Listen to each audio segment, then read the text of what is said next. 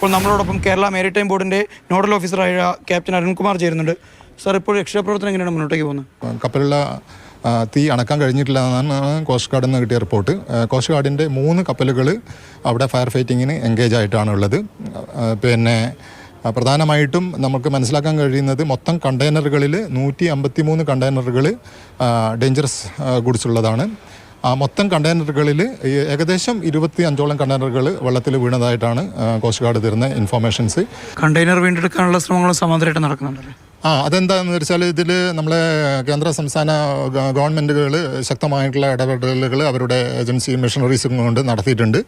അതിൻ്റെ ഭാഗമായിട്ട് director general of shipping പിന്നെ കർശനമായിട്ടുള്ള നിർദ്ദേശം ഈ ഓണർക്ക് കൊടുക്കുകയും ഇന്ന് രാവിലെ 6:30 സാൽവേജ് ടീം ടഗുമായിട്ട് പിന്നെ പുറപ്പെട്ടിട്ടുണ്ട്. തീരദേശ മേഖലകളിലുള്ള ആളുകൾക്ക് ഇപ്പോഴൊരു ആശങ്കയുണ്ട്. ഗവൺമെൻറ് മിഷണറീസുകൾ കാര്യക്ഷമമായിട്ട് പിന്നെ ഈ വിഷയത്തിൽ ഇടപെട്ടിട്ടുണ്ട്.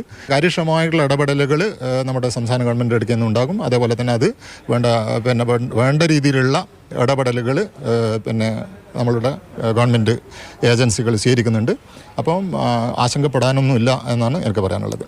കേരള തീരത്ത് ഒരു പരിഭ്രാന്തിയുമില്ലാത്ത തരത്തിൽ കൃത്യമായ രക്ഷാപ്രവർത്തനം നടന്നുകൊണ്ടിരിക്കുകയാണ് എന്ന് തന്നെയാണ് നമ്മൾക്ക് ഉന്നത തലത്തിൽ നിന്നും മനസ്സിലാക്കാൻ സാധിക്കുന്നത്. അഴീക്കലിൽ നിന്നും വിനോദ് മുറയ്ക്കൊപ്പം സാരംഗ് സുരേഷ്, മാതൃഭൂമി ന്യൂസ്.